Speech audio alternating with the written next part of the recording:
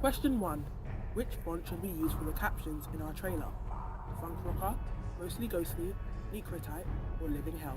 I would say I like this one just because of how it's got like hints of all the others, but it kind of makes its own kind of font, which is quite interesting. But then again, I like this one just because it's cleaner, kind of. So I'd have to give it to this one actually. Yeah, Living Hell. Yeah, I like that one. Question 2. Should we include a voiceover? Yes or no? No voiceover. I'm not a fan of voiceovers. They make trailers annoying in my opinion. I feel like voiceover more comes in when you're doing like official like story trailers or whatever. Question 3. Would you prefer more shots of the protagonist, antagonist, or both equally? Teaser trailer, I feel like you would want more shots of the protagonist, but as long as when I say more, I don't mean like only protagonist shots, because in the Babadook, you don't see the antagonist. But I feel like maybe even if it's just at the end, getting an idea of exactly who they're up against or what they're up against is a nice effect that is usually lost in trailers nowadays. Question 4. What type of lighting should we use for the trailer? More dark shots, more brighter shots, or both? I do feel like a blend of both light and dark work well, because if you start off fairly light, then you slowly get darker and darker as the trailer goes on. It has like a nice effect to it. But then again, I guess you could say the same about dark shots, because just dark throughout, it sets the pace from the beginning. But I more like the transition, so I would say both. Question 5. Should we include dialogue between characters in our trailer? Yes or no?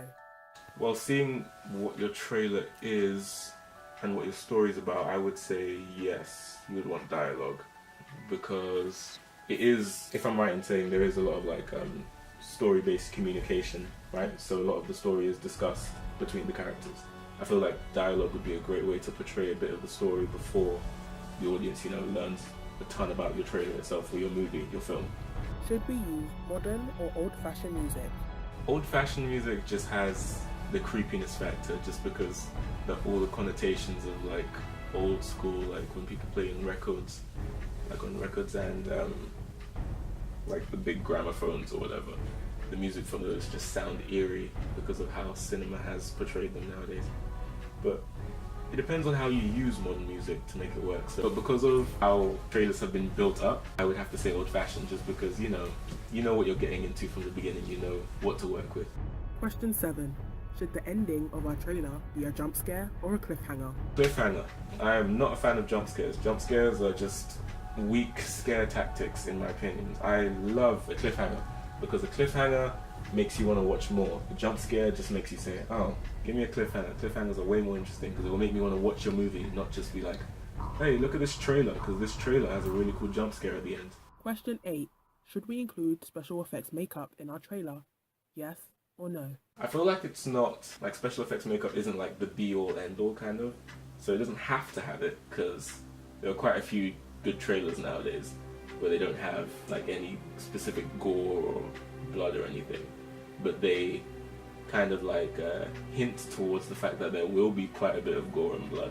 For example, in this trailer, Happy Death Day, like I think in the trailer someone gets hit by a car, and it's not like they don't try to hide it at all. You see graphically the person getting hit, you see their body flail, so you can assume that there's gonna be blood. I would say no, I don't think you should, because I just don't think it's too necessary. I feel like you can do a lot without it. So I say no, but I mean like maybe like a hint here and there would be effective, but like don't overdo it. Like Question 9.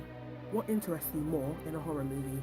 The storyline, the sound, the characters, the editing, or the visuals? I'm always a sucker for sound. I love sounds personally, so if you get your sound effects right, you do everything how it's meant to be, it's great. So I'll go sound for that. But if I had a second choice, it would be editing, because even in this GIF right here, you can see how effective that is in a black and white setting.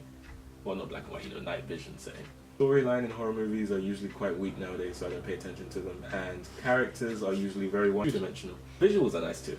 Visuals I will give probably a third place, but yeah, maybe visuals are more effective than editing. I don't know. But either way, sound wins for me. Question 10.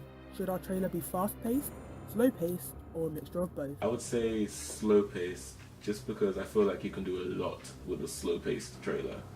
If it's too fast, then it puts a lot of weight on you when it comes to the actual finale of the trailer. Because if the finale of the trailer doesn't like capitalize off the fast pace that you've been running, then your trailer will just seem a bit weak.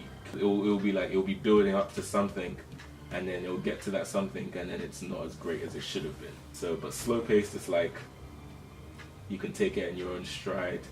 You can build it, you can focus more on the creepiness factor that way. And instead of like the shock value of everything happening so fast, everything crazy, you can build up you can work on the individual shots and make them more unsettling to the viewer. So that'll be more effective that way.